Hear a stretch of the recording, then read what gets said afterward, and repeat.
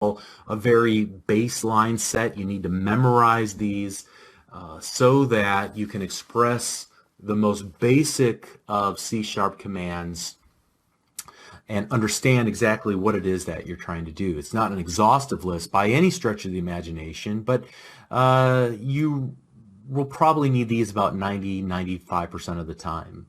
And then you can expand your vocabulary of other operators and keywords over time.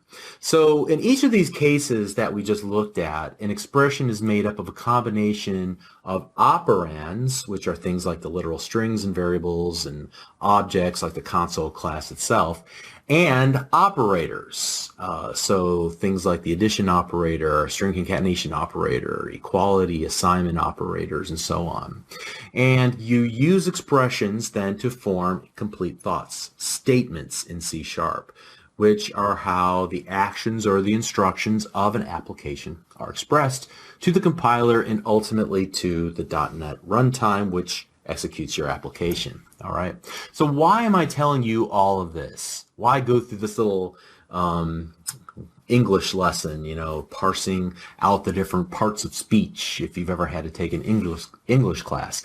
Well, it will help you to understand why this is not a valid statement in C#. You can't just type X plus Y and then give it a end-of-line character and expect it to do anything. The C# compiler will look at that and say, what are you trying to accomplish here? Have you lost your mind? What do you want me to do with all this? So fortunately, in situations like these, as you can see, Visual Studio can catch these sorts of syntactical mistakes even before you attempt to run the application. And, if we were to hover our mouse cursor over the visual guidance here, the red squiggly line, you can see that the fundamental problem with this line of code is that only assignment, call, increment, decrement, and new object expressions can be used as a statement. So what's the problem here? Well, this is not a properly formed statement. We're not assigning, calling, incrementing, decrementing, or creating new object expressions. We're not formulating a complete thought, a good sentence. I mean, I could create an English sentence like this: the red ball, period. And you would say, the red ball does what? Who has the red ball? Okay. We can understand that just because you use words doesn't mean you're creating a complete thought or expression inside of the English language. Same thing is true with C#. All right, that's all I'm trying to say here. So for beginners, understand that there's a proper syntax, just like there's a proper grammar in the English language. Understanding this is really a big step towards solving your own problems whenever you're phrasing C# instructions that the C# compiler will understand and accept and ultimately compile into code that will be run by the .NET Framework. So here, let's recap what we talked about in this lesson. First of all, statements are complete instructions in C#. They consist of expressions. And a statement is like a sentence in the English language, and expressions are composed of things like nouns and verbs, in other words, operators and operands. The operands are things like nouns. They're the subject or what we want to do something with. And then there are the operators, which are more like the verbs. These will act on the nouns to perform some action. We said that operands are like variables and classes, literal strings. These are things that we get to name ourselves. They give the meaning to our application, whereas operators are, for the most part, built into the language, and we have to memorize them. And so to start off, you might use something like what I've given you here in the form of a project for a cheat sheet. But I think you might just be able to walk your way through and rationalize your way through.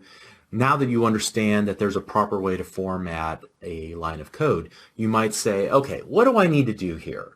And you might be able to reason your way through the operands and the operators. I'm going to need a variable to contain some values. And so once I have created that variable in memory, now I'm going to need to assign it to something. Now, how am I going to get to that something? I'm going to need to take another variable and this literal value, and I'm going to need to add them together with an operator, and hopefully you get the idea there, okay?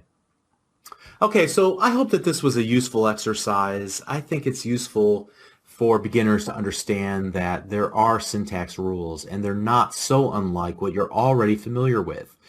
Maybe they look a little bit different than your typical English sentence, but they still have to make sense and they have to perform an action, they have to do something. And so when you see errors, sometimes it's because you type something incorrectly, and then sometimes it's you may not be using the right forms of speech, in a sense, in order to express that complete thought in C#.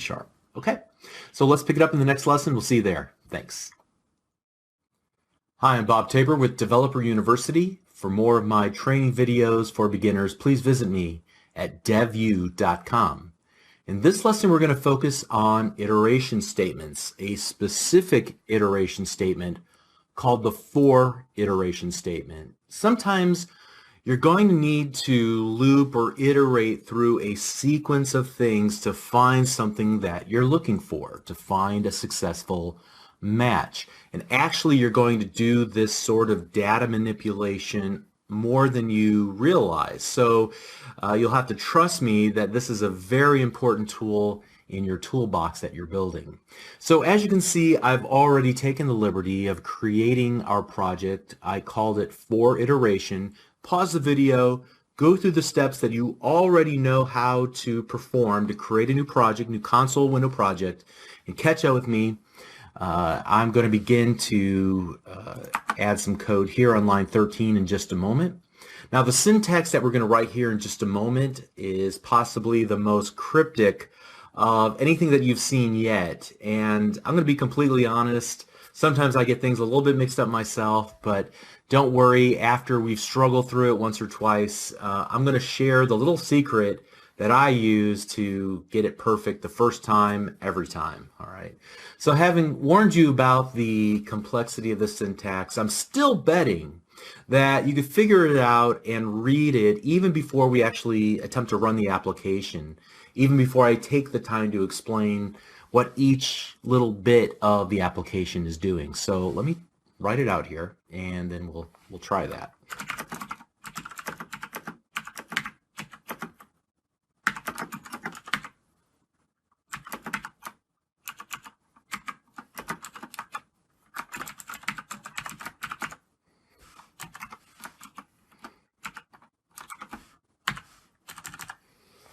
Okay, very simple, at least very compact section of code here. Actually, you need one more line of code, right? Console.readline. There we go.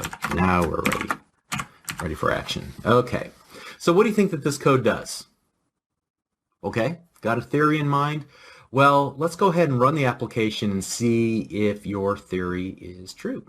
All right, you can see that we have a list of numbers from 0 to 9, and then we can hit enter to continue on. So we're using C# to execute this little block of code right here until a certain condition is true, at which point we will stop executing that line of code and continue on to line number 17. So this for statement says that we should begin by declaring a variable. We're going to call it I. We could call it anything we want to. And we're going to initialize its value to 0. Now, as long as I is less than 10, we're going to continue to execute the code below it in our code block defined by our curly braces. Each time that we iterate through, we'll increment the value of I by 1. So this little bit right here is probably the part that you probably wouldn't completely understand unless I explain it to you. Remember how we use the plus equal sign in order to automatically take the value of message and add something to the end of it and then assign it back to the value of message? Remember that a couple lessons ago? We're essentially doing that here. This is the increment operator. So we're going to increment the value of I by 1. All right, so again, we're going to initialize and declare a variable and initialize the value. Then as long as this middle part is true, we'll execute the code below. And once we finish executing, then we will increment the value of I and then do that evaluation one more time. If it's still true, then we'll execute this code again. We'll increment I. If this is still true, we'll increment it again, and so on. All right, so that's how it works. Yes, this is cryptic syntax, but if you can just separate the three parts in your mind by remembering that there's semicolons that separate them, that can help. You know you're going to need to start off with some counter of some sort. You're going to need a condition, and then you're going to need an incrementer at the end. Okay. And again, I'll show you a way to remember this so you never forget it. But before we do that, let me comment out this line of code and give you a variation on this idea. This will be fun. So here we go.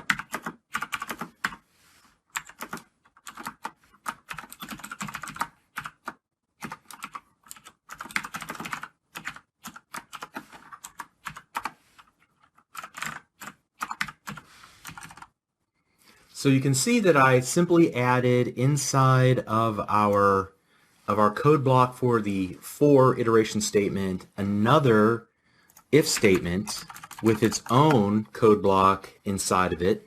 And here we're checking the current value of I. And once we find something we're looking for where I is equal to 7, then what? We'll perform this code. What does this code do? Well, this part's obvious, but this break statement may not be so obvious. You use the break to bust out of or break out of the for iteration. So we're going to make it to the value where I is 7, and then we're going to hit the break statement, and then we'll continue on to line number 23. Let's see it in action. It's not going to look all that exciting, but I got an idea. All right, it found 7, and it pretty much finished, right?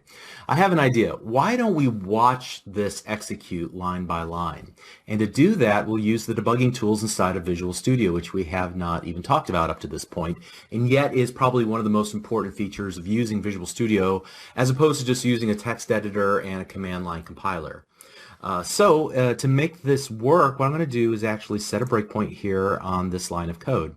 Now, how did I do that? I just went to this leftmost column and I clicked in the column, in that gray column, and it created a little red dot, and off to the right-hand side, you see that that whole line of code is outlined in red.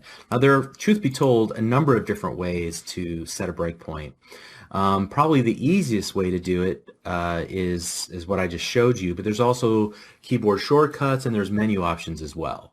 So for example, with my blinking cursor on line number 16, I'll go to the debug window and I'll select toggle breakpoint. If we look over to the right hand side, you can also see that the F9 key will accomplish the same thing. Great. All right, so now let's go ahead and run the application and see what happens.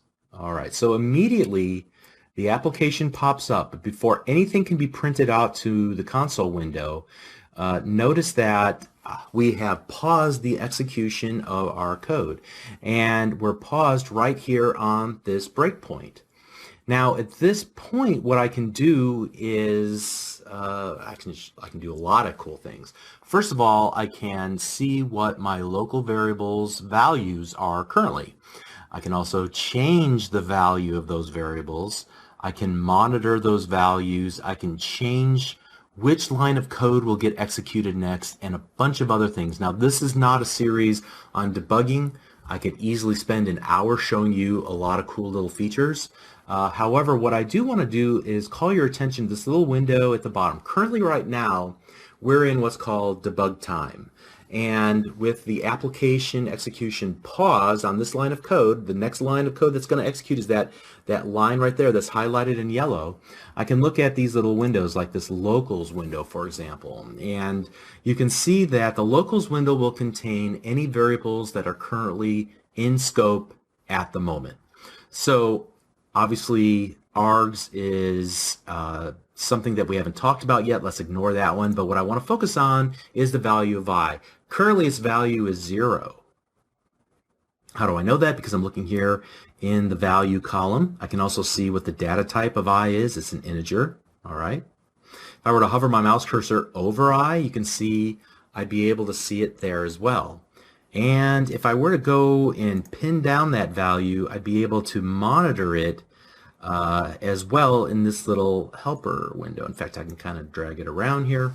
Now watch what happens. Let me readjust some things here.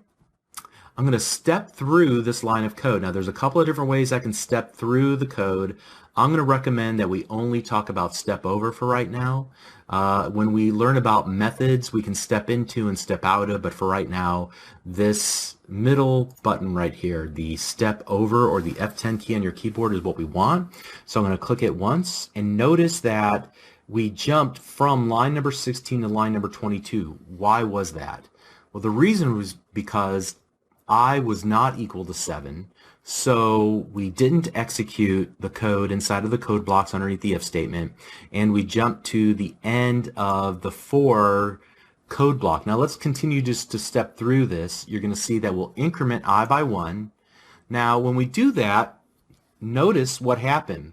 The value of I changed from 0 to 1, and that change is indicated by a change in color. Whenever you see the color red, that means something changed in the previous line execution. The value of that variable changed from some other value now to the value of 1. We can also see this in this little mini window right here as well, how it is now turned to the color red. Now that we've incremented, we're going to do the next check to see, is I still less than 10? And here we're going to step one more time into our program. Here we're going to step and into line 14, which opens up our code block, and we'll do another assessment. Is I currently the value of 1 equal to 7? No. So we'll jump out of that if block and continue on. And we can just continue through this exercise until we reach where I is equal to 7. Now, truth be told, I don't have to keep hitting the step over button. I can just use this continue button, and this will just keep bringing me right back to the breakpoint. This basically says continue running until you hit another breakpoint. And so here at this point now, I see that my I is equal to 7, and that's what I'm checking for. So things should get interesting right now. I'm going to go back to start stepping line by line through my code, and here's where I hit the console.write line, and if I look now on screen, it actually did write that to the console window. And now I'm going to step through the next line of code, and notice that it jumped out from the break statement outside to line number 23, outside of the for statement, to the console.read line. We can hit continue from that point on. Our application is still running until we hit the enter key on the keyboard, and then we've exited out. All right, very cool. Now you may have found it laborious to step through a number of times or even hit the continue button a number of times until we found just the right condition. So what we can do is make this breakpoint into a conditional breakpoint. So to do that, I'm going to hover over the little red stop sign, I guess you could call it, in the leftmost column, and I'm going to click this settings. And here, this will open up a little breakpoint settings window right in line in my code. It pushed all the other code down.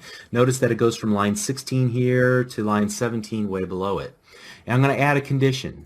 And whenever this expression, a conditional expression is true, then we'll break at that point. So in our case, when I is in fact equal to 7, then we'll break on that breakpoint. Okay? You can see that when I hit enter on my keyboard, it's saved, and now I can close this. You can see that the little icon changed from just a red stop sign to having a white plus symbol inside of it. So now when we run the application, notice that I is 7 and that I is 7, our little window here, before we even stopped into our breakpoint. And now we can continue stepping line by line through our code and continue on, right? And we got our result, and we can continue on. Okay, great. So again, I could spend an entire hour just showing you other cool little features that will help you debug your applications, but understanding how to set a breakpoint, how to run your application to a breakpoint, how to step through line by line, and then how to resume, at least resume temporarily or continue by using the continue button. Those are the key concepts in debugging. all right, using the Visual Studio debugger. Now, let's go ahead and it'll turn off this breakpoint. From now on, what I want to do is just eliminate it. I can do that in one of two ways. To completely turn it off, I can just click on it, it'll go away. Or I can temporarily disable it by using this little icon that was next to the gear that we clicked earlier. And now you can see there's a little outline in the leftmost column and an outline around the line of code that had the breakpoint, but no longer are we actually going to break on that line. Okay, great. So let's do this. Underneath the for statement from before, but above the console.read line, I want to do what I promised you at the very outset, which was show you a foolproof way that you can get the syntax right for a for iteration statement, and truth be told, for just about anything else, by using a little secret code snippets. Okay, it's not that much of a secret, but you probably didn't know about it, did you? Okay. All right, so to do this, it's really easy. If you can remember, I need a for iteration statement. Just type in the word for. You'll see that it pops up in the IntelliSense. And if you look after the IntelliSense pops up a little message to the right there, code snippet for loop, note, tab twice to insert the for snippet. All right, let's do it. Tab, tab. Bam, and there we go. And notice that it went ahead and pretty much set it all up, although there are some parts that we're going to have to change, like, for example, the length. But I could also change, I don't have to use the value I for my iteration statement as my placeholder, as my counter, whatever you want to call it. I could call something like my value. And notice as I'm typing, and then I hit the tab key on my keyboard, it changed everywhere that was using the I variable label to my value. All right, very cool.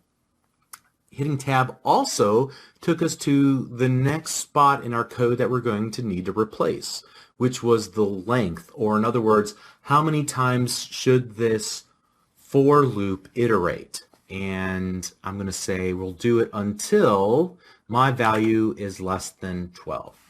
Now, here again, we can use a number of different equality or inequality operators here. We don't have to use the less than. We could use the equal, or we could use the greater than, whatever makes sense for our application. But I'm going to keep it simple and leave it just like that.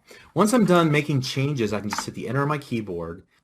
There were some highlighted areas that were highlighted in gold color, kind of, that indicate that these are replacement areas. They go away, and now my mouse cursor is right between the opening and closing curly braces.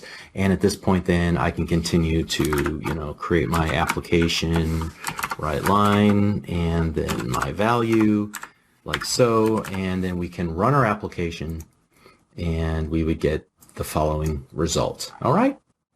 Okay, so just to recap, it was a short lesson, but we learned a lot.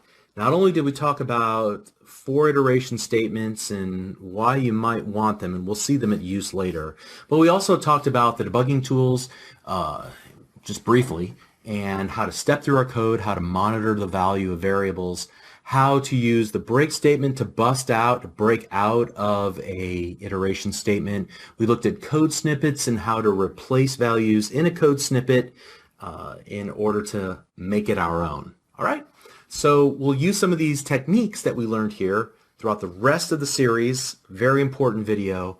And so let's continue on the next lesson. We'll see you there. Thanks. Hi, I'm Bob Tabor with Developer University. For more of my training videos for beginners, please visit me at devu.com. In this lesson, we're going to talk about arrays, and I'm going to start by making a case for why you need arrays in the first place. So often, you're going to need to work with several related variable values, but how do you work with multiple variables and kind of treat them all as if they're part of the same group? Well, let me show you how not to do it. You can see an example of that on screen. First of all, I've taken the liberty of creating a project called Understanding Arrays, so make sure you catch up with me. create a new console window application, and you can kind of just follow along. You don't need to type this part in. It's wrong anyway. Okay. So you can see what I've done here. I need to keep track of 5 numbers, and I need these numbers to be related to each other. So without any better tools in my toolbox, I might just create something called number 1, number 2, number 3, number 4, and give them each a value.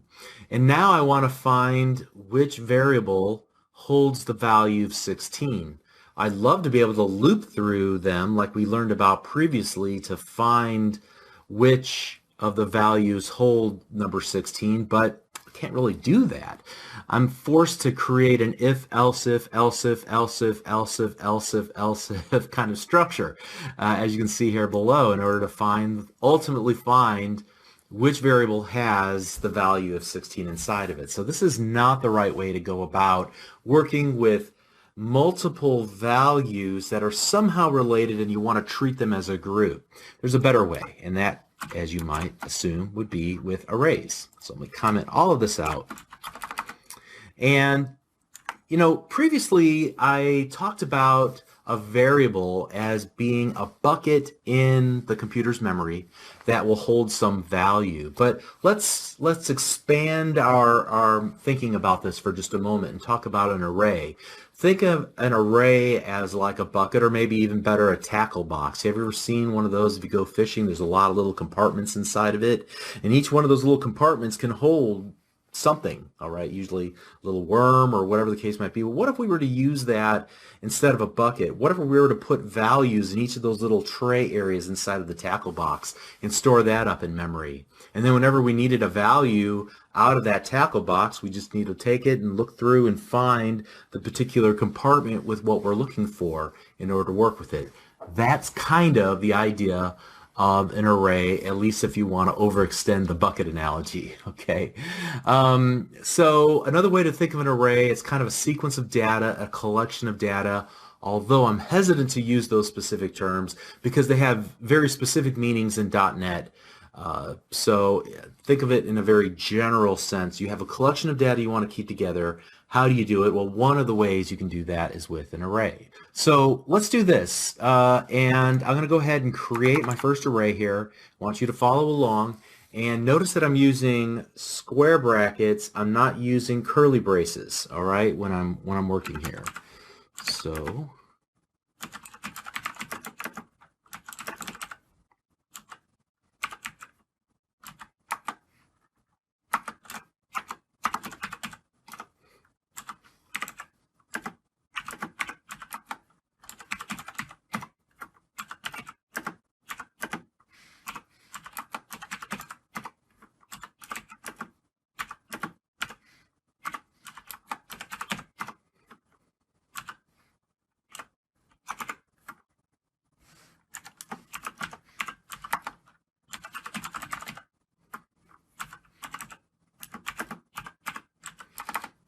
all right. So first of all, let's take a look at the declaration of our array called numbers. It is an array of integers. In other words, there are going to be multiple integers all collected under the same umbrella named numbers. And you can see that not only am I creating the declaration for this array, I'm also using an equal new int 5. Okay, some of this, like the equal and the new part, we're going to talk about what that really means a little bit later, but for now just accept it as how you go about creating an array. All right, and then notice next to that I have int, and then inside of that, the square brackets, I have the number 5. So that's how many elements that I want inside of my new array. I want a new array of integers that can hold five values, 5 integers inside of them. Next, what I do is I begin to access each element of the array and put a value inside of that element of the array. So here's the first element of the array, the second element of the array. Remember, we're 0 based. Here's the fourth element of the array and the fifth element of the array. 5 elements inside of the array, just like we defined here. in line number 31. Now, what if we wanted to access the value inside of one of the elements of the array? Well, I would do something like this. So console.writeLine, obviously. Now, what if I wanted to get to and print out the value that's in the second element of the array? Well, then I would use the correct index of the array to access that element. So here's numbers, and I want the second element, which means I'm going to use the index 1. So I'm going to index into that array to get to the correct element. So in this case, the second element is at index number 1. All right, and I can print that off the screen. And let me do a read line here, like so, and we can quickly run the application.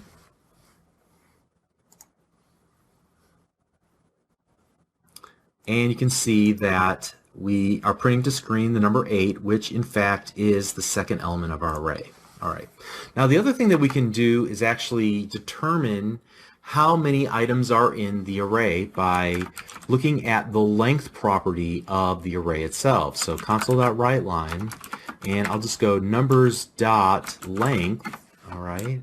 And so let's see what that will output. In fact, let me go ahead and comment that out and run the application. So you can see that we're able to programmatically determine how many items are in the array by using the length property of the array. All right, there's 5 elements inside the array. Great. Now, what were to happen if we were to attempt to insert data into another item, a 6th element of the array? What do you suppose would happen here? Well, we'll try it, and we'll run the application, and you'll see that we get an exception. An index out of range exception was unhandled. In other words, we are outside of the boundary of the space that we defined inside of our array. We're trying to access compartments that were never created in the computer's memory inside of our little tackle box, okay? So in order to remedy this, we can either redefine our array at the time of declaration that we need actually 6 items, or we can go ahead and we can change at runtime the number of items in our array. It's a little bit of an advanced topic. I don't want to talk about how you would go about doing that, but it is possible to do it programmatically at runtime. All right, so let's move on from there, and let's talk about maybe a simpler approach to creating new arrays, and that is to not only declare the array, but then also initialize its values at the time of declaration. So let me comment out everything I have here.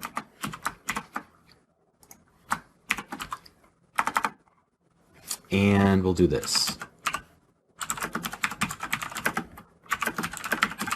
Now, instead of giving it a specific size, we're going to let the compiler figure it out on its own, because we're just going to start typing in the values of the elements that should be stored inside of our array. Now, in this case, I can create it, or just put all the items in there I want to put in there, and I can trust that the new array that will be created in memory will be able to hold all, 6 items this time, right? Okay, let me comment that out. And we've been working specifically with integers, but what if we were to work with strings? How would we go about doing that? Well, same sort of idea here. In this case, we want to give it a number of literal strings.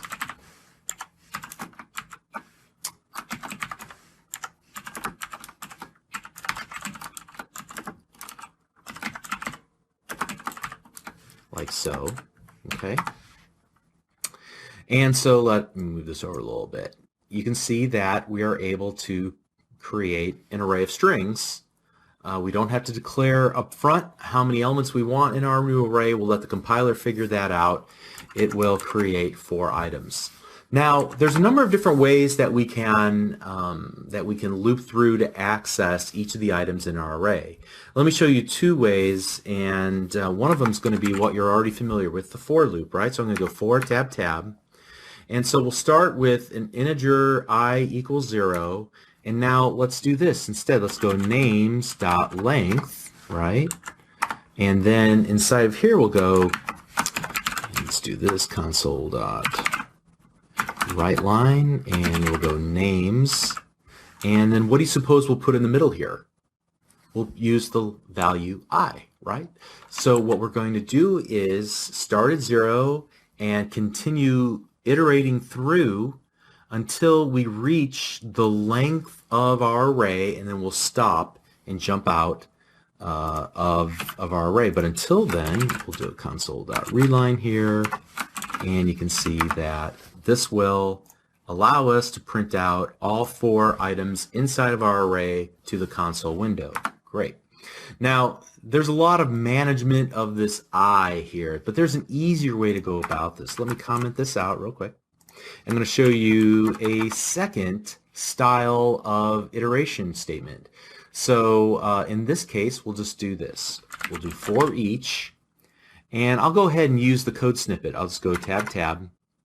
So for each string name in names, all right, and I've made up the term name as singular, and names is actually what we called our array, right? So now I'm going to hit enter on my keyboard twice, and I'll just do console.writeLine name, and let's go console.readline.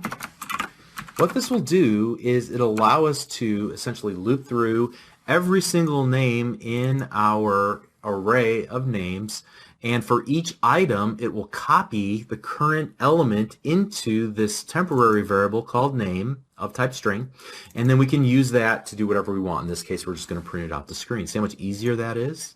But we can use either technique in order to iterate through our sequence of data. Very neat. Okay. All right, now let me show you one last thing you can do. It'll be pretty powerful stuff.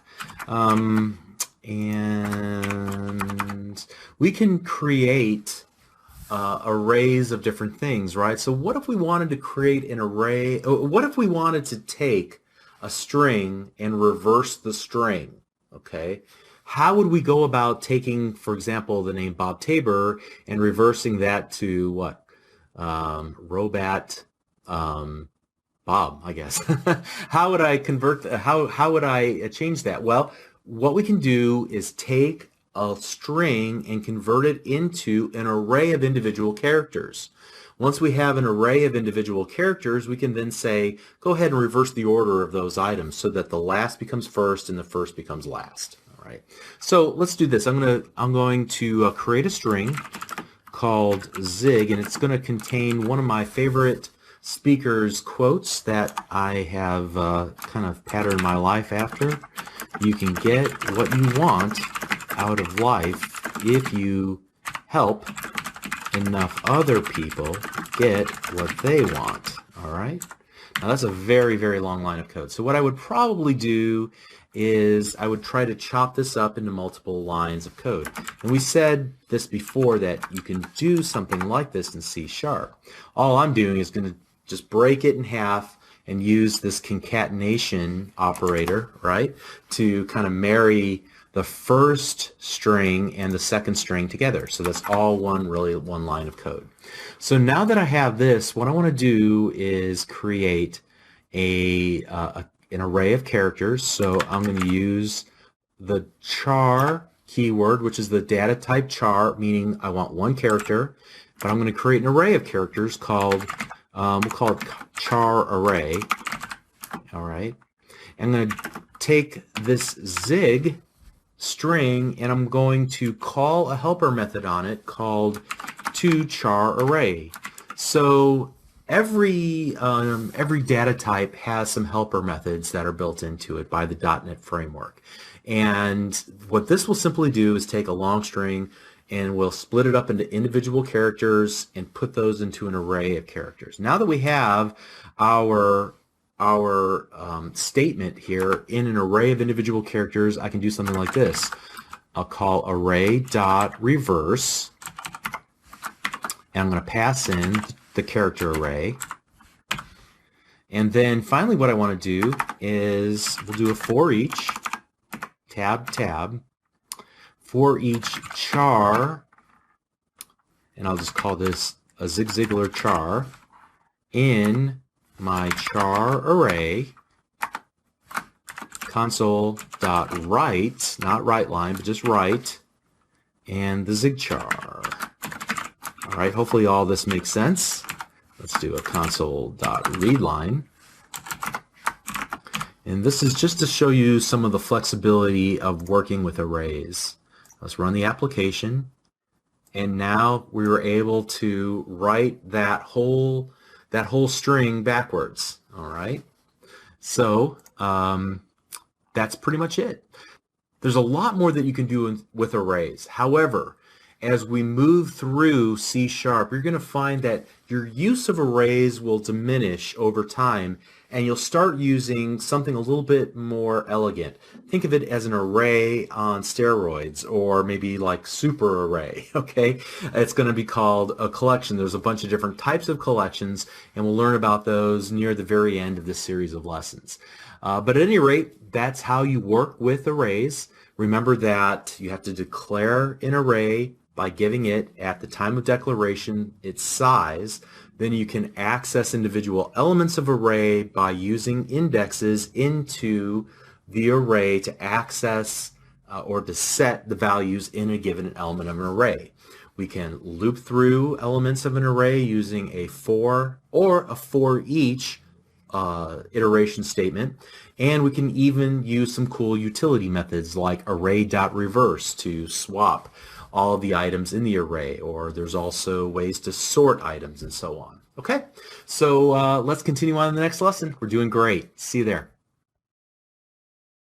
Hi, I'm Bob Tabor with Developer University. For more of my training videos for beginners, please visit me at devu.com. In this lesson, I want to show how to create and how to then call simple methods. Now, creating methods are going to help us with a number of different things as we write more interesting applications. Methods are going to help us organize our code better. They're going to eliminate duplicate code and the need to copy something we did earlier and paste it later in our code base. They're going to allow us then to take a certain feature or functionality in our application and give it a name and then call it by its name anywhere in our application. And then if we were to ever need to update or fix an issue with our method, with that code that's encapsulated in a method, we get to do it one place instead of changing it everywhere we copied and pasted our code. So remember what we said at the very outset of this course, that a method is merely a block of code as defined by curly braces, and it has a name. And since it has a name, we can call it by its name in order to invoke that code defined in its code block. So methods are actually one of the most important building blocks that we're going to learn in this course, and it will allow us to build more interesting and complex applications. So this is definitely something that we need to understand thoroughly.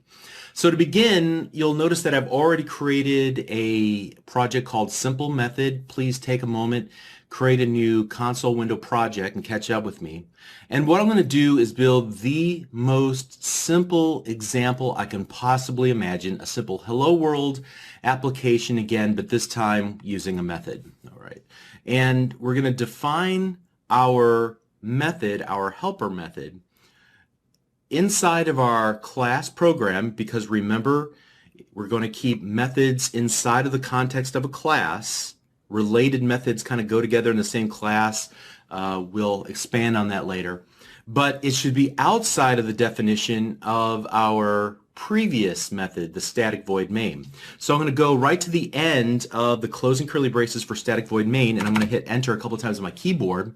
That should put my mouse cursor after static void main's definition, but before the end of our class program's closing curly brace. So somewhere in this area is where we want to work, all right? And we have to define things in the right place, just like we learned before. And here, let's create our first very simple helper method.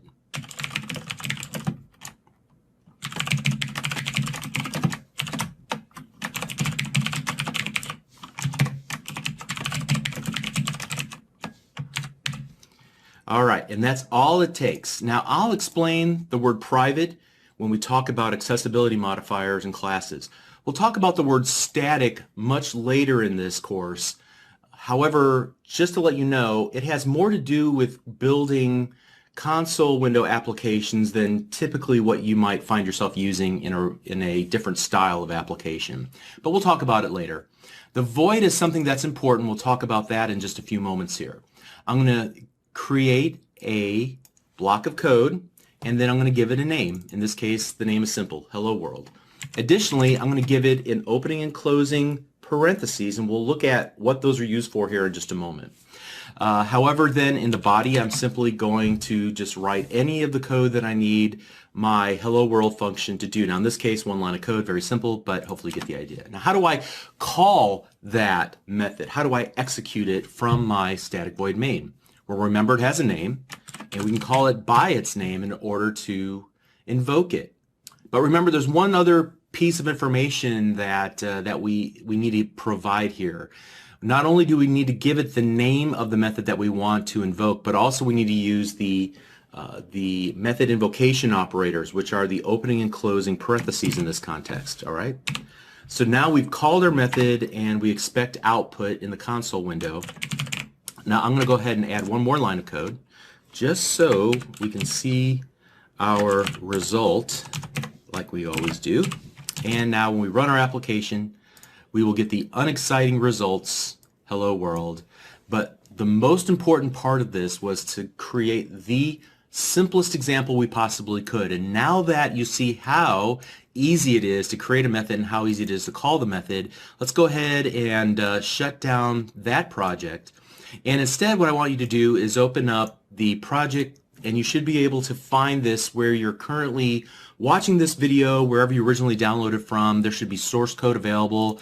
You should be able to find that source code in the before folder for lesson 10. Copy that helper methods project folder into your projects directory or somewhere on your hard drive, and then you can open it up from there. So I've already got this opened up here, and you can see that I've created a simple name game application. And again, this is simple, but at least there's more code that we can use to demonstrate how useful methods can be for us. So it's just going to ask us for our name and then where we were born. And then we're going to use the little algorithm, I guess you could call, from the previous lesson where we learned how to take a string, how to convert it into an array of characters, how to reverse the order of each of the characters in the array, and then display it back out to the console window. And so that's what we have here in our results, Oak Park, Tabor Bob, spelled backwards. Okay.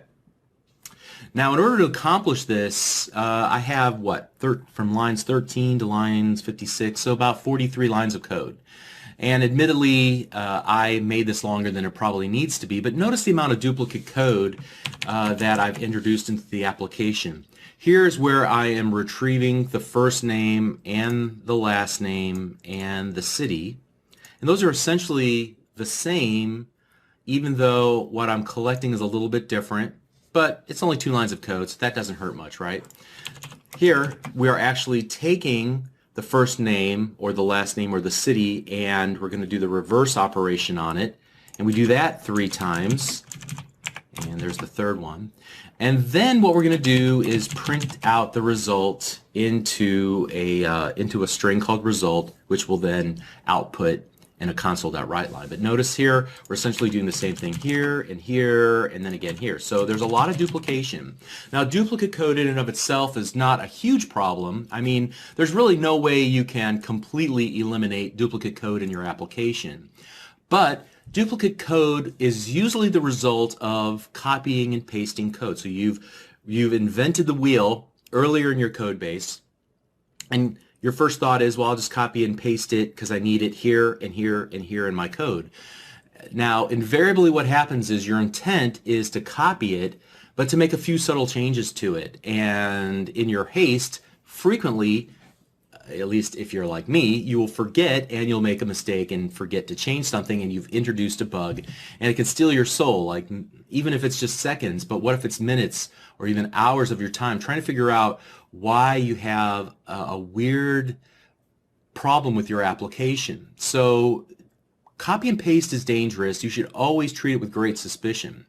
But in addition to that, if you have the same code repeated multiple times, then whenever there's a change that's requested in how our application works, we're going to have to change it in multiple places. But what if we were to take some of this functionality, like this, for example, and this, and we were to extract it out and put it into its own method and then just call it 3 times? First of all, it would reduce our need for copy and paste. If we needed to fix a problem with our code, we can do it in one place. And then also, if we were to give that that method a meaningful name in our system, it would describe what we're attempting to accomplish. Right now, we're just filtering through lines of code, and it's a little bit more difficult to ascertain quickly what this application is attempting to do. But if we were to maybe give our methods nice, meaningful names, it might read more like a paragraph of English instead of a bunch of disparate lines of C# code. So that's the goal. Now, the second reason we might want to break this up into methods is to simplify the readability of the code. We already talked about making it more human readable, but also there's a lot of lines of code here that we have to parse through to kind of understand what's going on. And if we can reduce the amount of code to read, then we can improve the readability of our code. We want to reduce bloat every time we have the opportunity, all right? So we should strive to make our code readable, clean, clear, and perform well and maintainable, so that if we need to make a change, we can do it in one place, and methods help us accomplish all of those things. So let's do this. Let's create a method. We've already learned how to do that. I'm going to go somewhere between the end of our static void main, but before the end of our program class, I'm going to define a private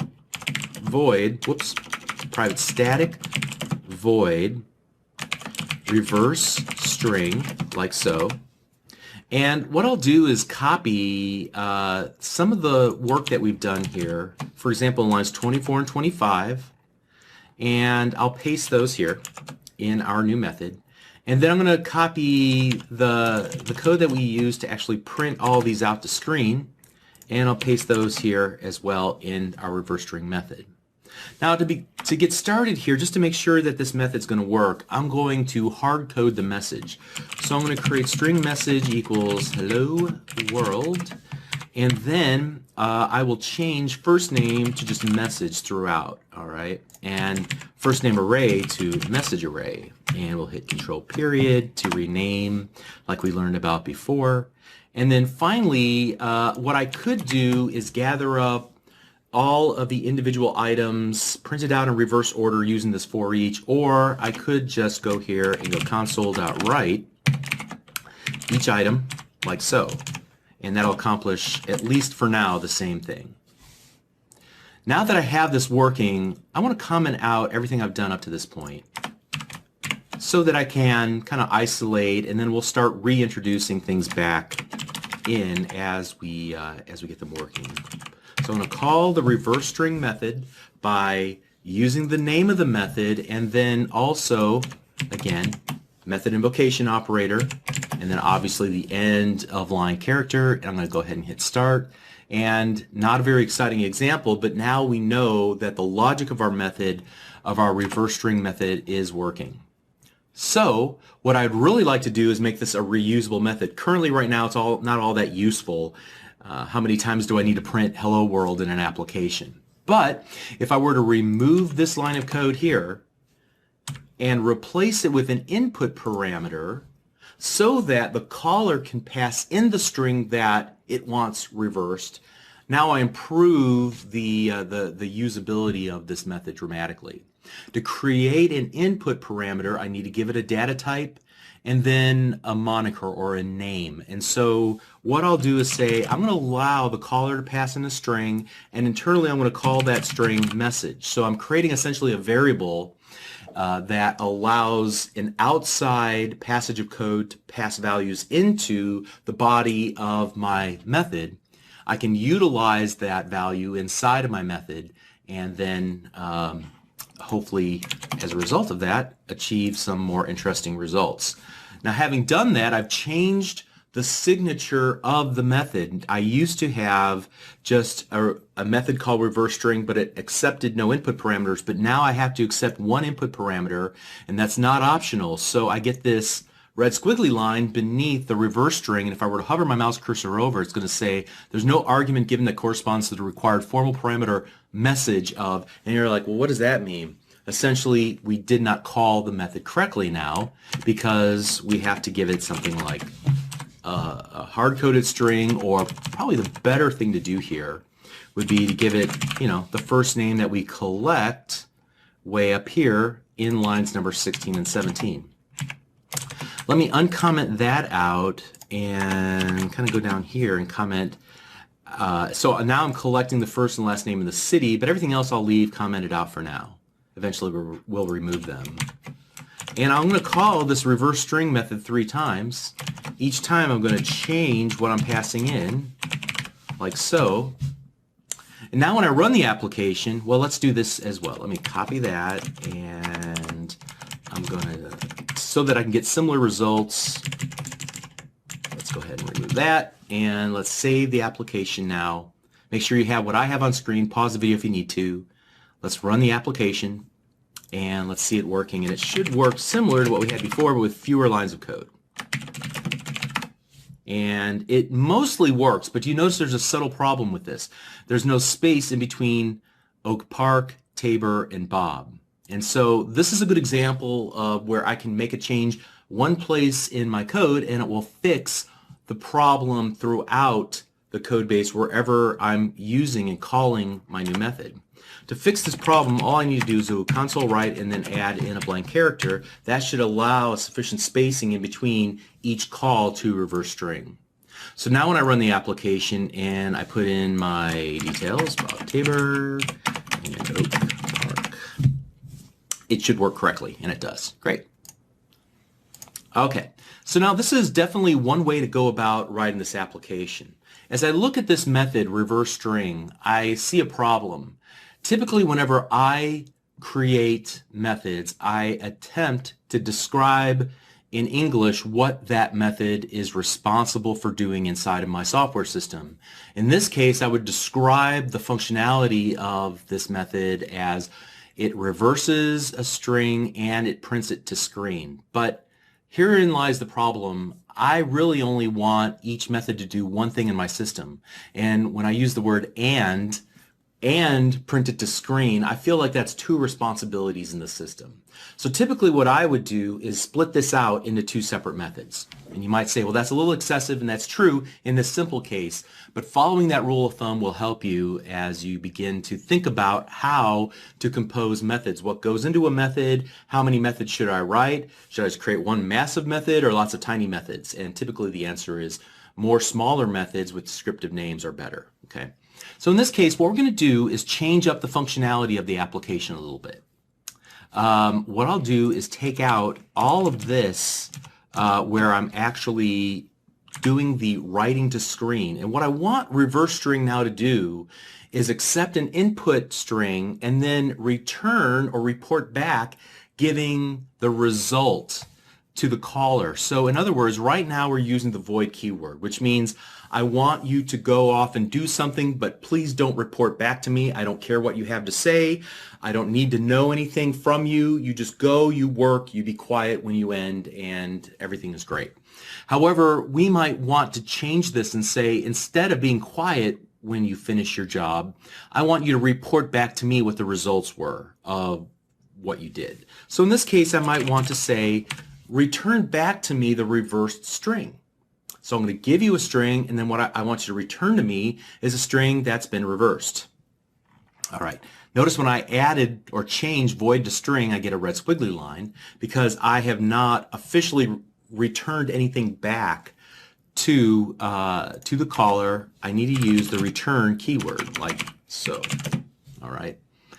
And I could do a for each and gather up each individual item into a longer string like we've done, pretty much previously right here by building that result. However, there is an easy way to do this with just one line of code.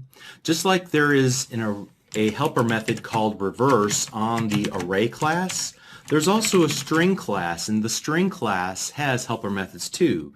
One of them is the concat method, and it will allow us to pass in an array of individual characters, and it will concatenate them all together and return back a full string. So in this case, let's just give it the message array like so, and that should work just fine. Okay.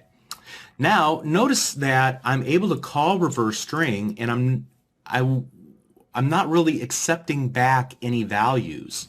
Now, why is that? I thought if we were going to say, hey, report back to me, that I would need to do something with it. In other words, I would expect to see something like this, right? Where I'm capturing whatever has been returned from the reverse string method. That's optional. I can listen for it and retrieve it and save it or do something with it, or I can ignore it. In this case, what I would probably want to do is actually save it. So I would call this reversed first name, like so, and then string reversed last name equals, and then string reversed city equals. All right, and we'll shorten this up in a moment, but hopefully you'll see where I'm going with this. All right, and then what I can do is console.write write line, or just here, let's just do write reversed first name plus space, and this seems kind of laborious to do it this way. I've got a better idea. You know, the string has another helper method. We looked at the concat method, but it also has a format. And the format will work a lot like console.writeLine. In fact, they're almost identical. The only difference is console.writeLine will print its results to screen, whereas string.format will merely just create a new string as a result of whatever been formatted. But the reason I'm using this is so that I can use the replacement codes like so. So here I go, 0, 1, and 2, and I can pass in reversed first name, reversed last name, and reversed city, like so. Since that is off to the right-hand side of my screen, I can't easily see it. Typically what I'll do is move each of the input parameters to the method, in this case console.write. I'll move them to separate lines to increase the readability. Okay. And notice that they're indented a little bit, but this is all essentially one line of code, even though it's spread on 4 lines. But it improves readability because I don't want to have to scroll off to the right-hand side of the screen in order to read my work. So get in the habit of formatting your code for readability and keep things kind of narrow and small. And if they do go off to the side of the screen, you know, don't be afraid to move things down to different lines to increase the readability. Okay, so now let's see what we have. This should work. Let's run the application.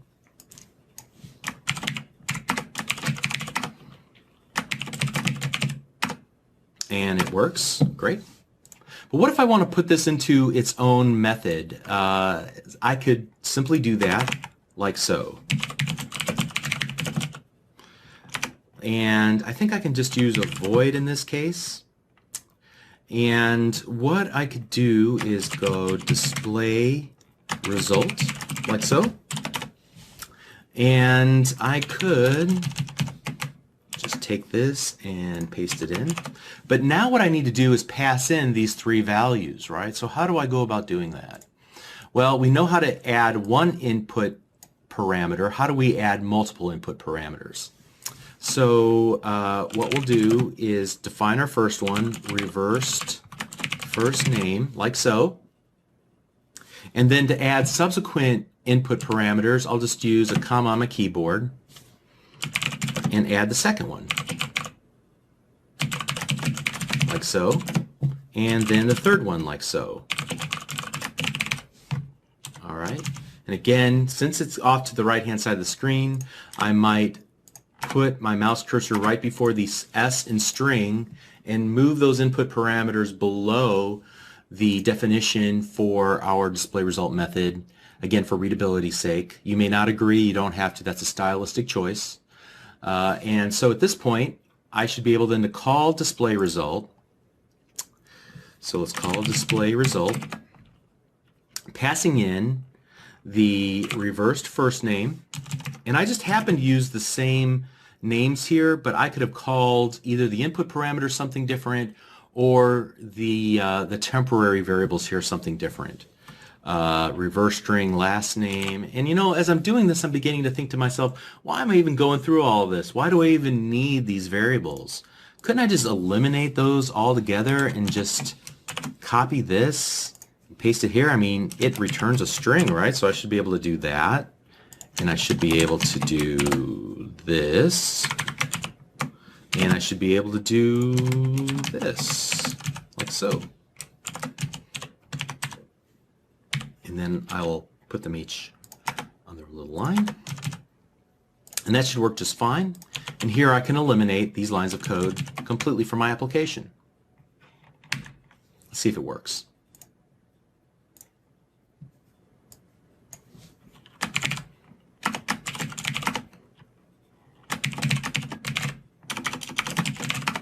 Okay, still works, great.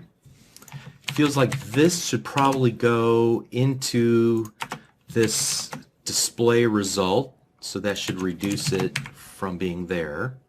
Now, suppose that I don't want to pass in each of these individual values. What if I want to display the result and only pass in one value?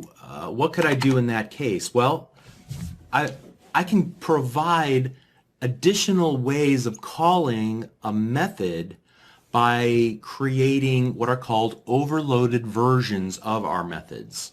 And in this case, what I'll simply do is I'll start out and just copy and paste the exact same method definition twice. Notice on the second definition I get an error. Let me hover my mouse cursor over so you can see it. Type program, so that's the class program, already defines a member called display result with the same parameter types. So you can create additional versions of the same method with the same name, but they have to have a different method signature. A method signature is the number and the data type of the input parameters in your method definition. So in this case, I already have a method called display result with 3 strings. I could change these names to just any old, gobbledygook text there, and I still get an error. It's the same problem because the fundamental fact that we've not changed the signature of the method means that I'm still having the same problem. However, I could change this by allowing only a single message or a single string to be input as an input parameter, and now I have 2 completely different versions of the method as far as C# is concerned. Now in this case, I wouldn't need any of this. I'd probably just do this.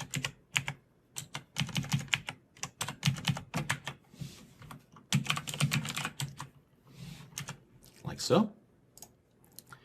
And then I could call it by doing this. Basically what I was trying to avoid last time, but we'll go ahead and do it anyway.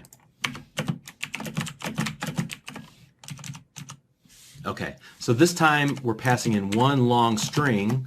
Notice the use of the concatenation operator and the use of some empty spaces defined by 2 double quotes with just an empty space in between. And so we should have 2 lines that display essentially the same thing. Here, let's make sure we do this right. We'll add a right line in between them just to make sure there's a break. All right, so Bob Tabor.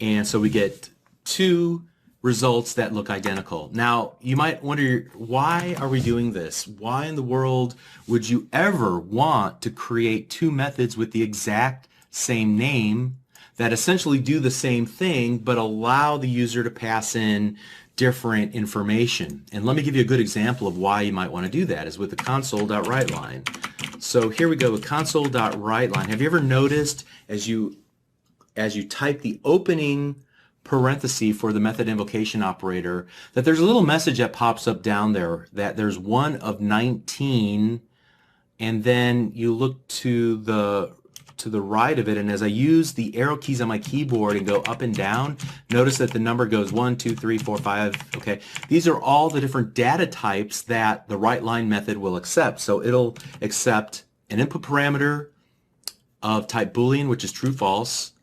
It'll accept a single character or an array of characters. It'll accept a decimal value, which is usually used for money, or a double, which is used for longer mathematical calculations, or a float, which is a massive number in terms of the number of values after the decimal point. It allows you to pass in an integer and other types of integer style values. It allows you to pass in a string and then others as well. 19 different versions of console.WriteLine to make it convenient for the user of the application to utilize that method in their app, okay? For the developer of the application to use it in their app.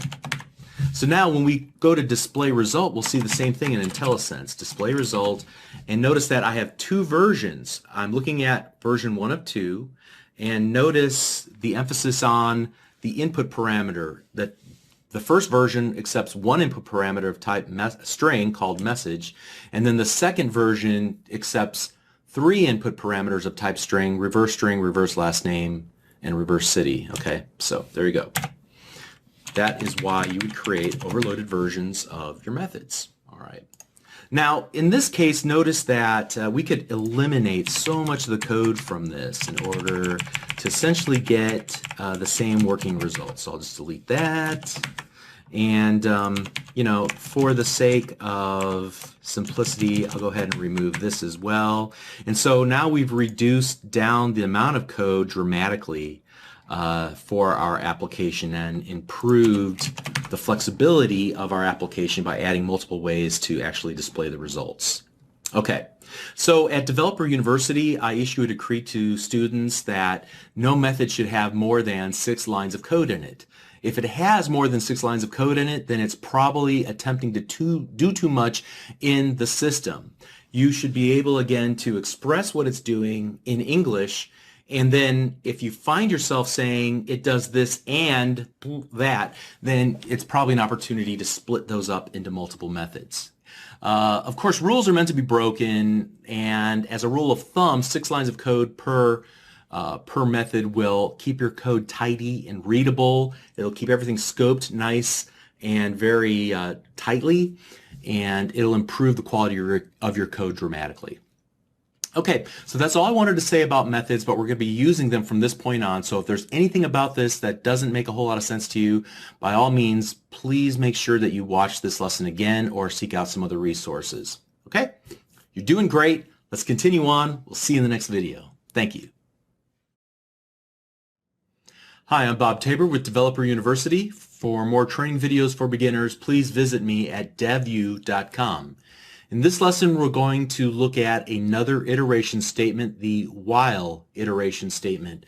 And let's just recap the iteration statements we've learned about up to this point. We learned about the for loop, or the for iteration statement, and it allowed us to iterate through a block of code a number of preset times based on a counter. Then we also learned about the for each iteration statement that allowed us to iterate through a block of code once per item in an array. Now, in both of these cases, you know ahead of time how many iterations or how many times to iterate through the given block of code. But what if you didn't know up front how many times that you needed to iterate? Maybe you need to keep iterating until some condition is met. In that case, you'll want to use the while iteration statement. Also, we'll take a look at the do while iteration statement, which allows us to always iterate at least one time before breaking out of the iteration statement. So we'll look at both of them in this lesson. And I'm trying to think of use cases where this would be useful. And the most obvious one to me was creating some sort of little menu system for our console window application. You've seen them before, especially if you've worked with DOS in the past. At any rate, what we want to do is begin with a new project. You can see I've already created it. It's called While Iteration. Again, another console window application. Please pause the video. Catch up with me. When you're ready, let's go ahead and get started by creating a method that will print out a list of options to our users in the form of a menu. So we'll do something like this.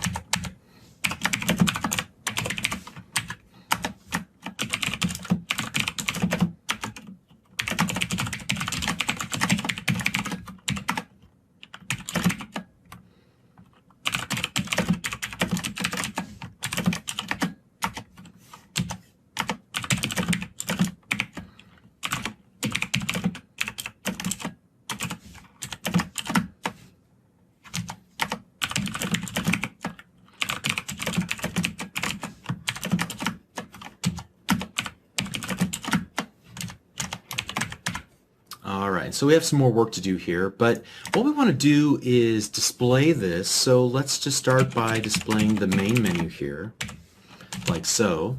And let's run the application. And here we can choose an option.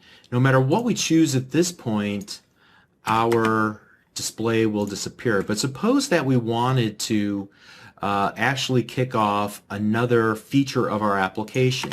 So say, for example, let's go private static void print numbers, and then we'll go private static void guessing game like this, and we'll just go console.write line.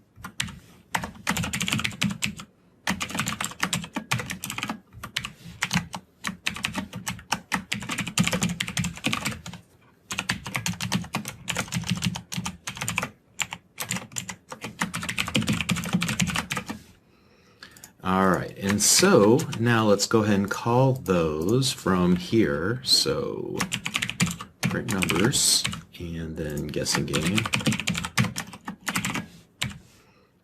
Alright, so now let's run the application, and we choose the first option and we're able to play the print numbers game. But when I hit enter, we are completely removed from the application. What if I wanted to return back to that main menu? How could I go about that?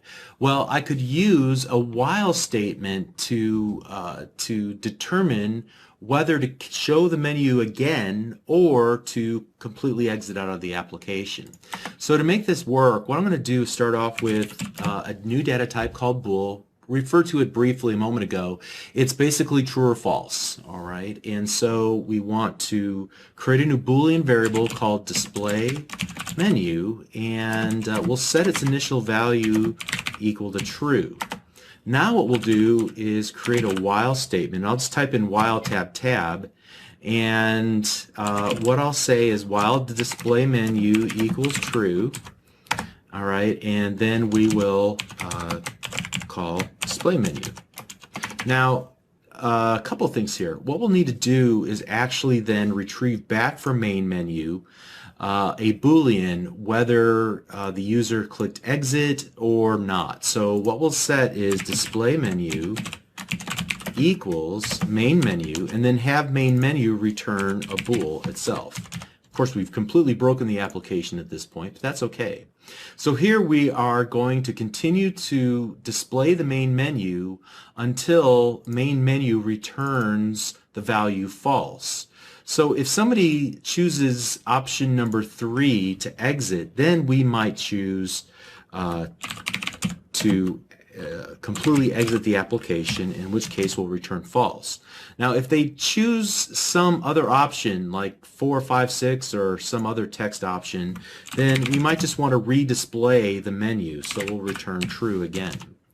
Furthermore, we might want to return true as well here after we go through each of these options as well. So now let's go ahead and run the application and see how it works this time. All right. First of all, if we choose option number 1, it'll display a message, and after we hit the enter key on the keyboard, it will display the menu again. And I can select number 2, and it'll display the message, and then I can hit enter, and now we can hit the exit, and we actually exit out of the application. So what the while statement allowed us to do in this case is check for a condition, and when that condition is true, then we can break out of the while loop. Otherwise, we're going to keep executing the code inside of our code block. All right. Now, what we can do here is actually shorten this up a little bit. We don't need to say while display menu equals true. Remember that we're, just like when we're using the if statement or the else if, we want to evaluate an expression. And if an expression is true, then we want to either execute that block of code below it or not. In this case, if display menu is already true, or if it's false, we don't need to actually do this evaluation. It already evaluates to true or false, so we don't have to do any equality there or check for equality. It's either true or it's false, and so we can just write it like that very simply. All right. So moving on. Now what we want to do is kind of maybe fill in the gap on some of these other little games we have here. So let's play the print the numbers game, and in order to do that, let's go ahead and say console.write, type a number, and then int result equals console.readline. All right, and that's going to return back a string, but what we really want is an integer. So I'm going to go int.integer.parse, and this will allow us to take whatever string has been returned and convert it into an integer. Now we should have the actual integer value. And here what we'll do is create a counter for ourselves. So int counter equals 1, and then we'll go while tab tab the counter is less than our result. Then we will do a console.write with the current value counter. We'll go console.write, and we'll do a little delimiter, and then we'll do we'll increase the counter. Now there's a tiny bug with the application. We will come back to that in just a moment here.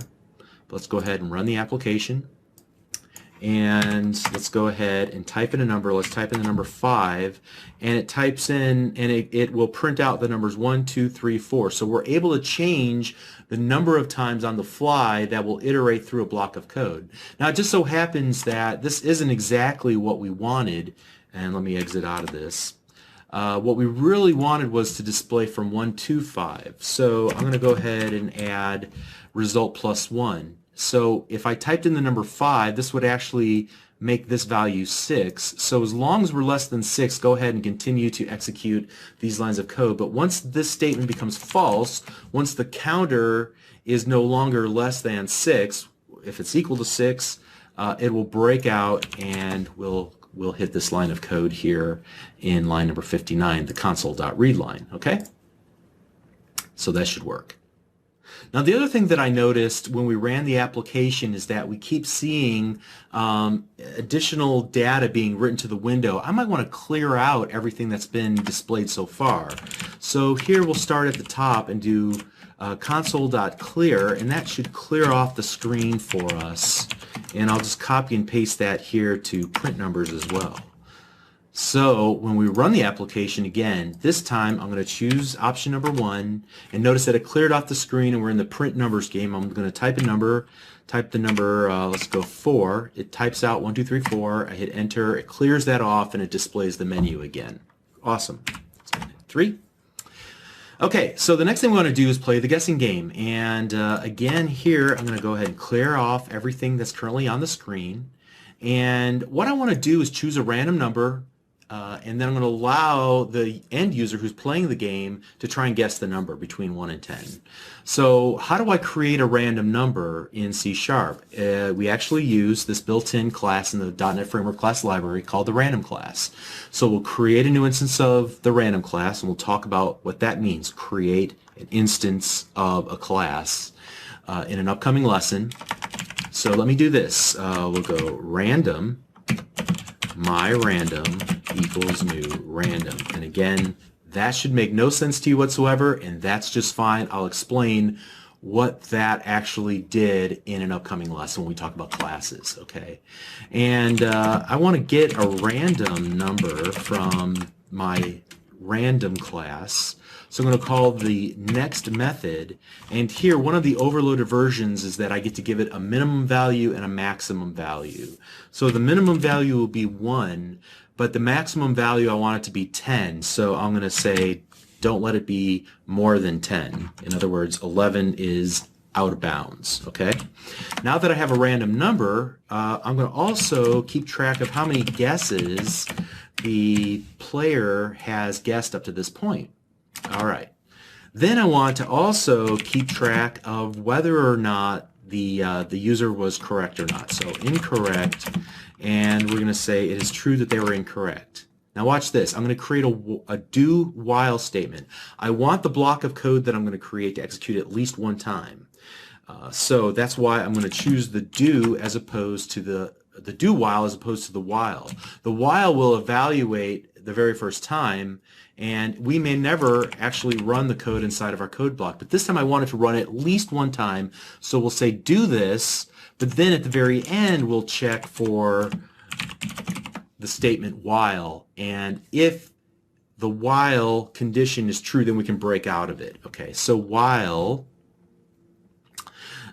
we continue to be incorrect is true, so while we continue to be incorrect, then we're going to keep guessing.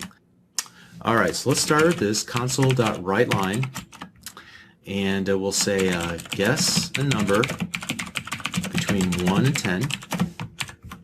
All right, and so we want to retrieve that number. So we'll go string result equals console.readLine, like so. All right, now that we have it, we can do an evaluation. So if the result is equal to the random number, so if whatever the user typed in is equal to the random number that we generated, then we want to break out of the while statement so we're no longer incorrect. So in other words, let's go ahead and set incorrect equal to false.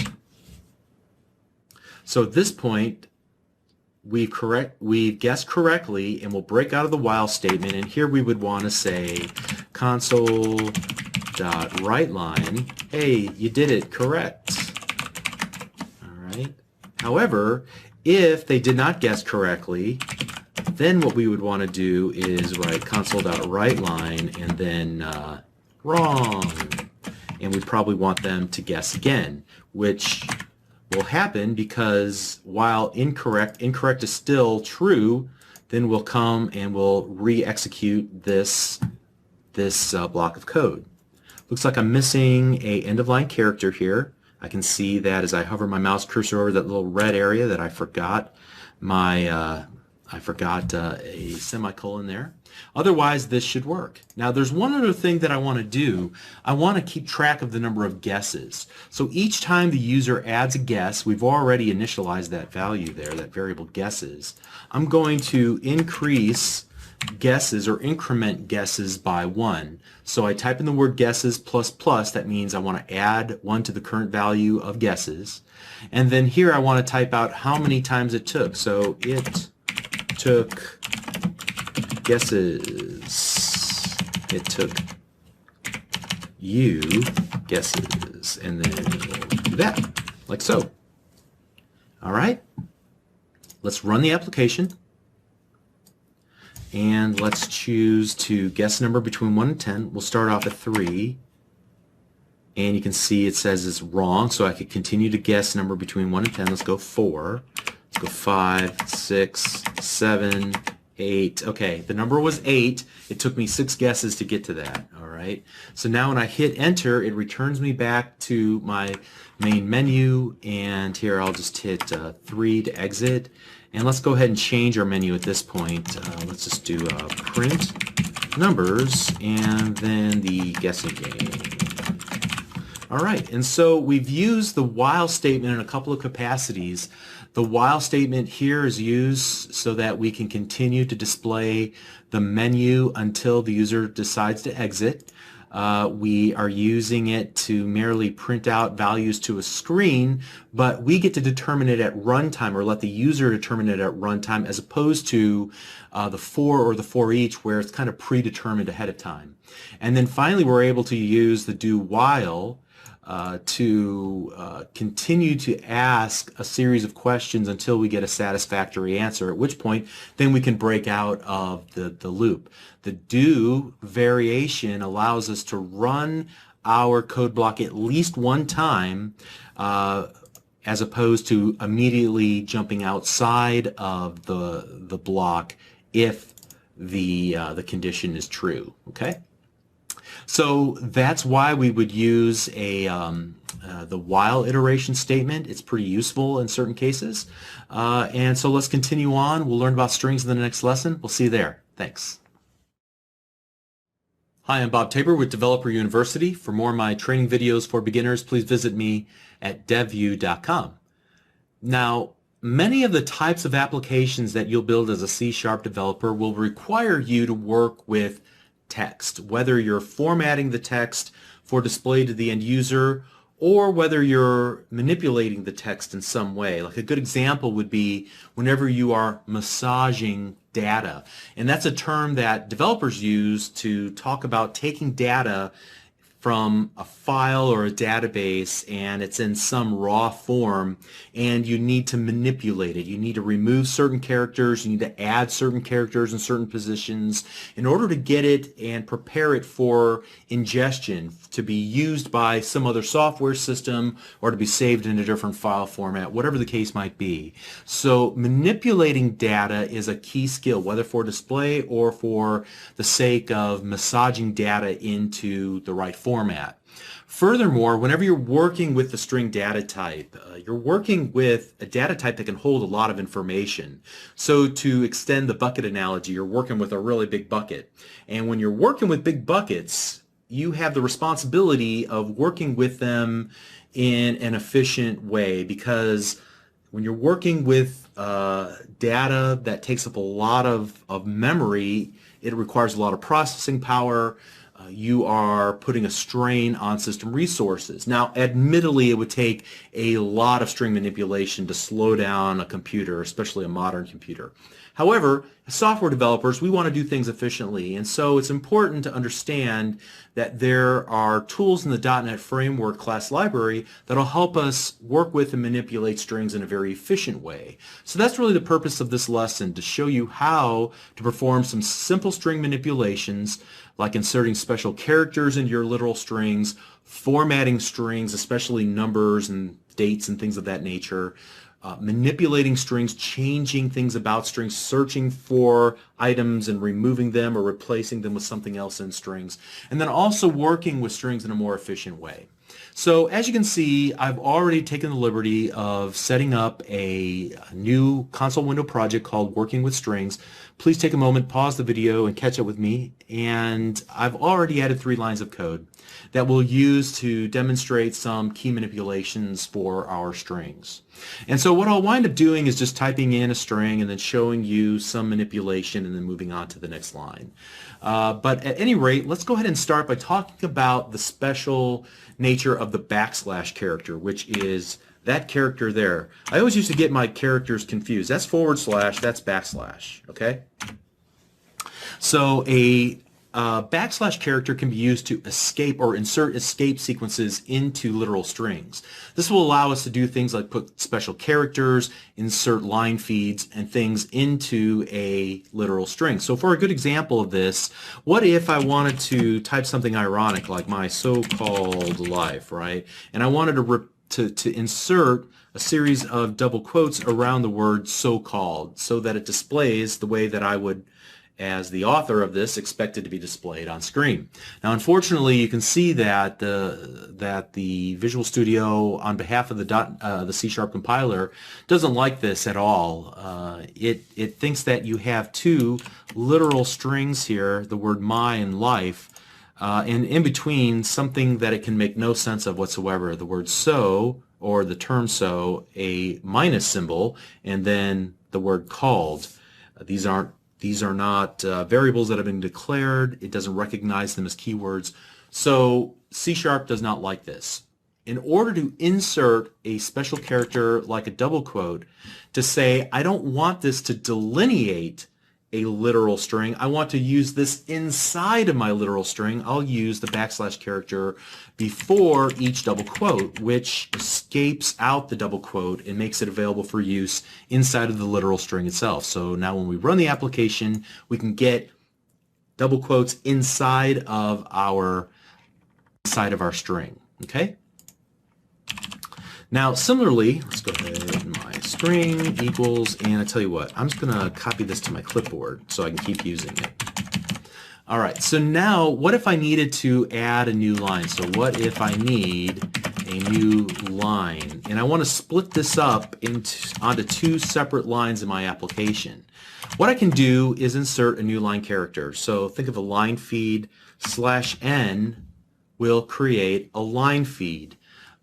And let's go ahead and run the application, and you can see that it's smart enough to know that even though we didn't separate with spaces around the word and new, it was still able to find that escape character for the line feed and represent it correctly in our literal string.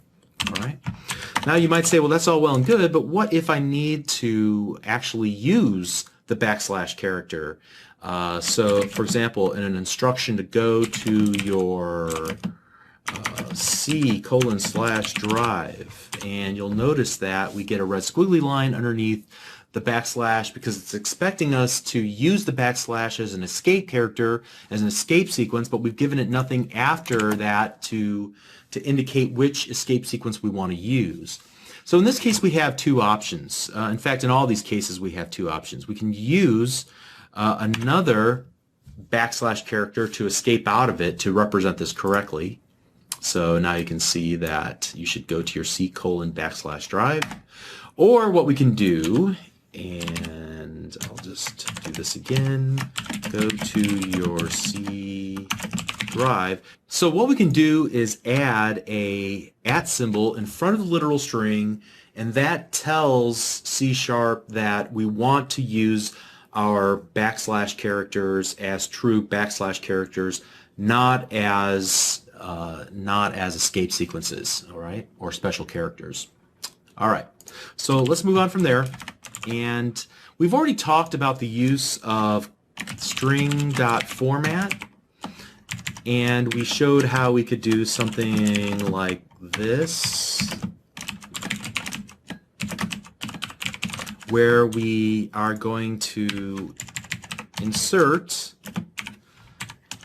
the words first and second into this template, and the template contains a number of replacement codes. And the number inside the replacement code corresponds to which argument is passed in to the string.format as input parameters. So let's run the application, and we would get what you might expect, first equals second. What I didn't tell you at the time was that you can actually reuse the replacement code multiple times, like so, or you can use them in a different order if you like. Whoops, let's go back and change up the order, where the second will be the first item displayed and the first will be the second item displayed, like so. All right. Furthermore, the replacement code has some special powers. And for example, if we want to do a string.format and say, for example, that we wanted to display currency to the end user. So I want to display $123.45 to my end user.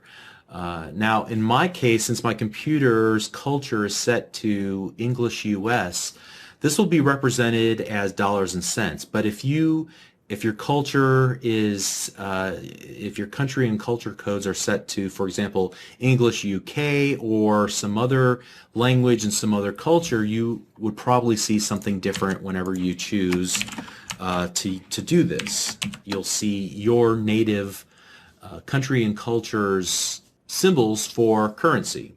But to create and format values for currency, you use the colon and then C immediately after the numeric replacement code. So in this case, I'm using, say, 0 still represents the first item in the list, but the colon C says I want you to format it like currency, all right? So that when we run it, at least on my computer, you'll see dollars and cents, okay, with the dollar symbol. Now there's all sorts of these little variations on this. So for example, what if I wanted to just display a really long number to an end user, like 1, 2, 3, 4, 5, 6, 7, 8, 9, 0, and I want it to look like a number, not just like how I have it here, where you can't really tell, is that what, 12 billion or 123 million or what? To remove the confusion, what you can do is use the :n format character, and this will add in decimal points and commas to give you the appropriate formatting for a large number. So 1,234,000,000 and so on. Okay. All right. Furthermore, continuing that same thought, what if we were to go string.format and we wanted to represent a value as a percentage? So what if I wanted to display this as a, as a percent? Let's make sure to get those formatting codes in there. And just to show there's nothing up my sleeve here, let's just call this percentage, like so. And then we will insert a percentage here at this replacement code. Let's go ahead and run the application. And you can see that the percentage is 12.3% in this case. Right. And finally, the last one I'm going to show you, but I'll show you where you can find more information, is how to create a custom format. So for example, in the United States, phone numbers have a very specific way that they're presented to So let's go string.format and let's go 1, 2, 3, 4, 5, 6, 7, 8, 9, and 0.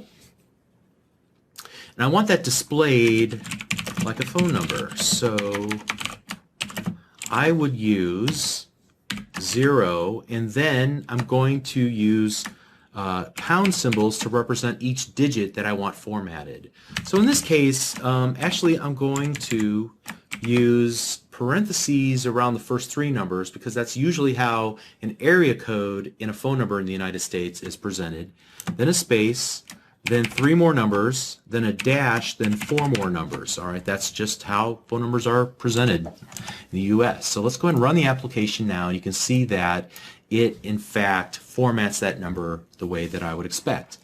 Now let me throw one little monkey wrench in this. What if I were to supply too many extra digits? I added another 1, 2 at the very end, and yet I don't have that accounted for in my formatting. Where will it be presented? Well, as you can see, it pushes out the area code to 5 digits instead of just 3. So the moral of the story there is that the formatting will go from right to left whenever you're using custom pound symbols to create a custom format for a numeric value. So again, the numbers will push their way out, and once you get to the very end, it will just put as many numbers as it can on that very first character and push that formatting out to the left. So just be aware of that. Okay. So the next thing that we want to do is start manipulating strings in a more meaningful way. Up to this point, we've just been formatting strings, but what if I want to actually change some things about the strings themselves? Let me start by providing a little something that we can sink our teeth into and work with. And so I'm going to type in a lyric from a song that I like.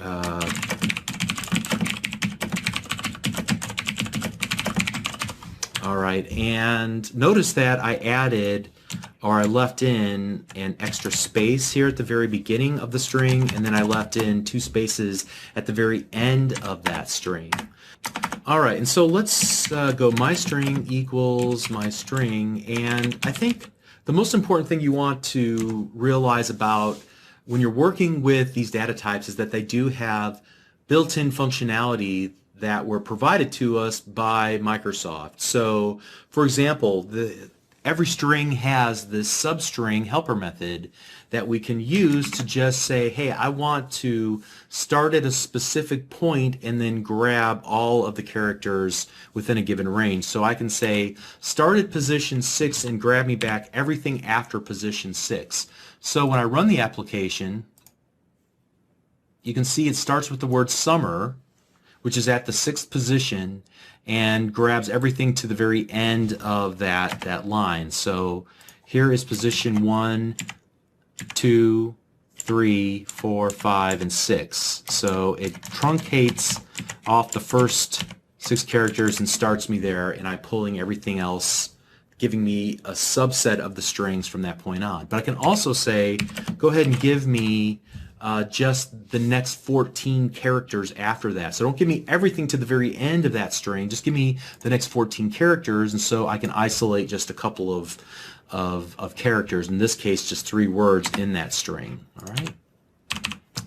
I can also do something like my string dot,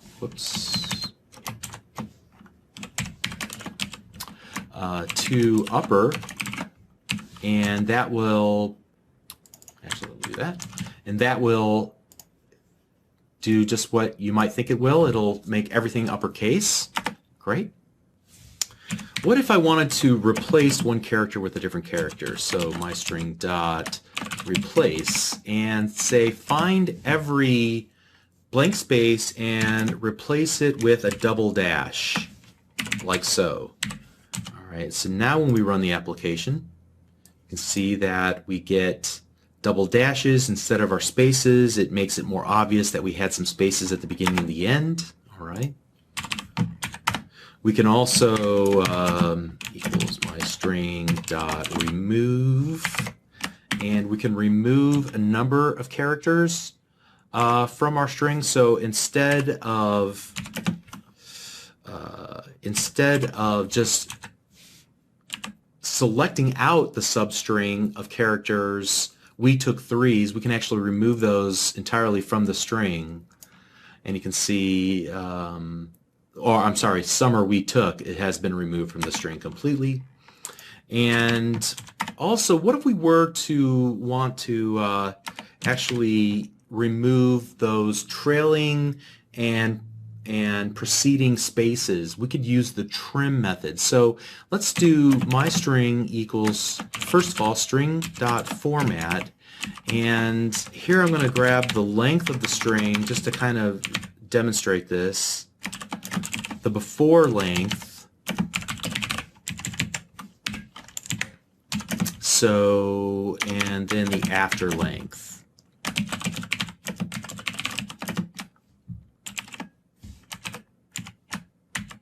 Okay, and so let's go my string dot length, and then my string dot, we'll call the trim method to strip off all of the extra spaces in the beginning and the end, or I could just choose to trim off only the ending spaces or just the beginning spaces, but I'm going to call the trim method to get rid of it all, and then determine what the length of the string is at that point. So you'll recall that we used the length property whenever we were working with the array to find out how many items were in the array. We can also use the length property on a string to tell us how long the string is. So that's ultimately what we're doing here. Tell me how long the string is before we make any changes to it, and then after we trim off those extra spaces, how long is the string itself. Let's run the application again. And so you can see that the before was 46, the after was 43. We trimmed off 3 spaces. Great. All right, the last thing I want to do is talk about the working with strings in a more efficient sort of way. And for example, let me just type in a really quick code example here. So we'll just do this console, well, actually here, my string plus equals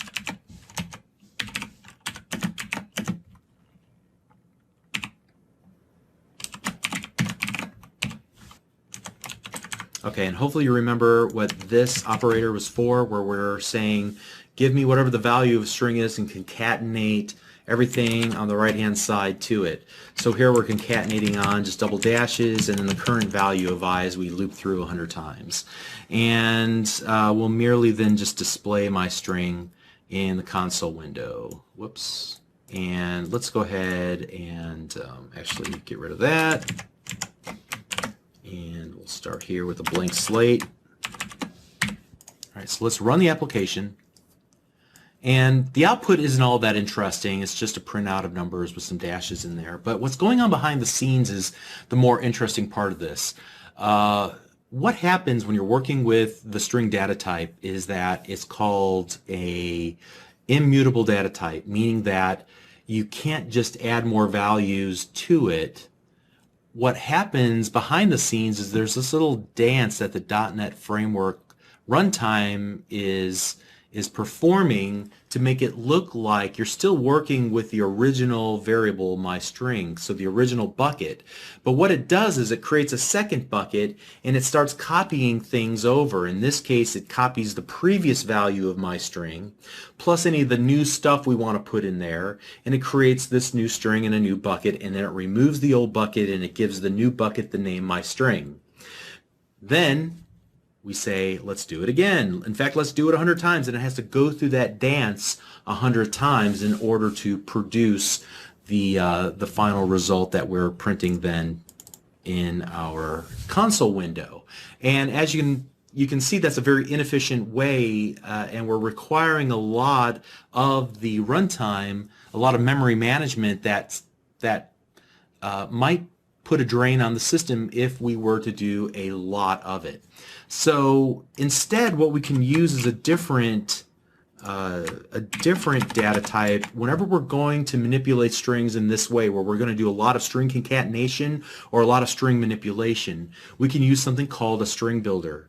So again, just like I said with the random class from the previous video, this may not make a whole lot of sense at first, but hopefully once I talk about what classes are and how to create new instances of classes, this nomenclature that string builder, my string equals new string builder, what is that all doing? We'll talk about that very soon. But just let's create a new string builder class, and then we're going to do something very similar to what we did before, where we will iterate through 100 times, but this time, instead of just doing a simple concatenation, we're going to use an append method, which is a more efficient way to append additional information to this string builder object rather than going through the previous step of forcing the runtime to create all these temporary versions of string. So my string append I, and the result will look identical. But what's going on under the hood is that we're working with strings in a more efficient way.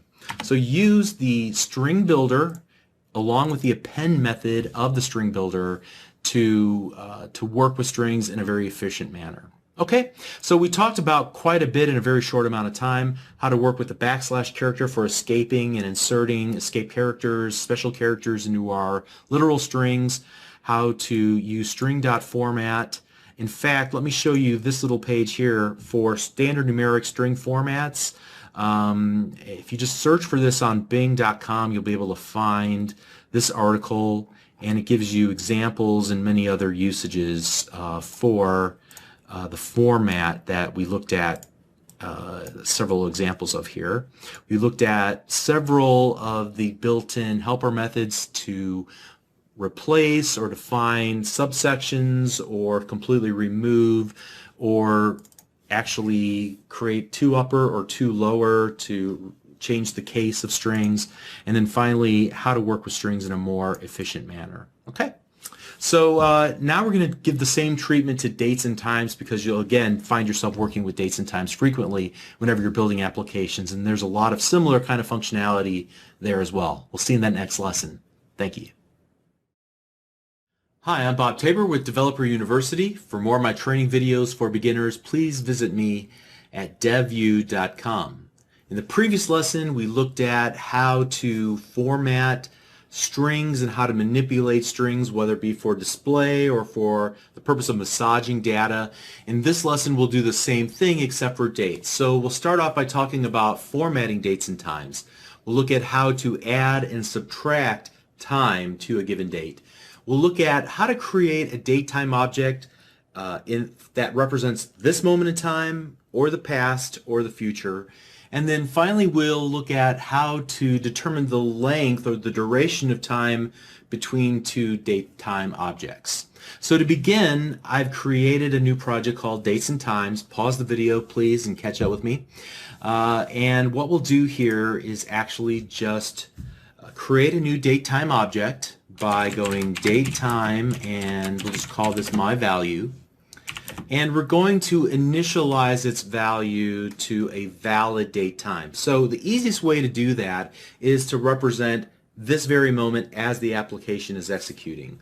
So we'll go datetime.now, and that represents this instant. All right, and the easiest thing that we can do is just do a console.writeLine taking my value and calling the toString method. Now you'll see we have a lot of to something strings, and we'll look at several of these in an effort to format our date time the way that we want. But this default toString method will take our country and our locale, and will present dates and times as they are typically presented in our country and in our culture. So here in the United States, we usually represent the month first and then the date. I know in other countries, most other countries, it's date, month, year. And then we have the time of afternoon that I'm actually recording the video. Notice that it also has AM, PM as opposed to military time or 24 hours. So in order to change the way that this is presented, we're given a bunch of other additional helper methods, and so we can do something like this. So myValue.to short date string, and this will just display the month, date, year. We can also do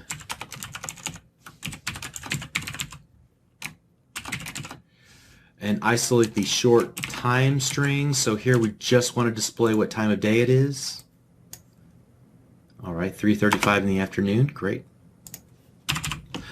We can also choose a more long form version of the date.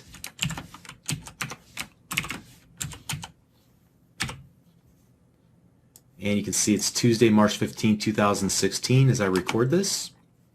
And we can do the same longer version for time as well. So my value.toLong time string.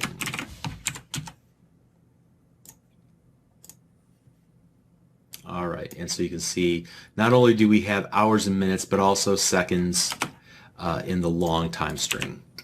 Great.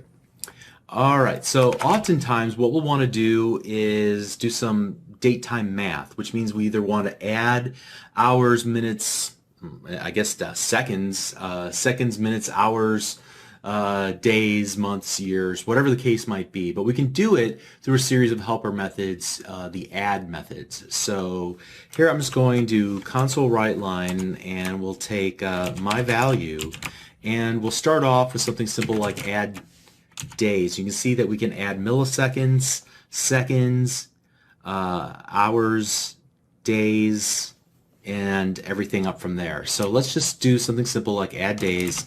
So we'll add 3 days, and then we'll just do a 2 long date string on it like that.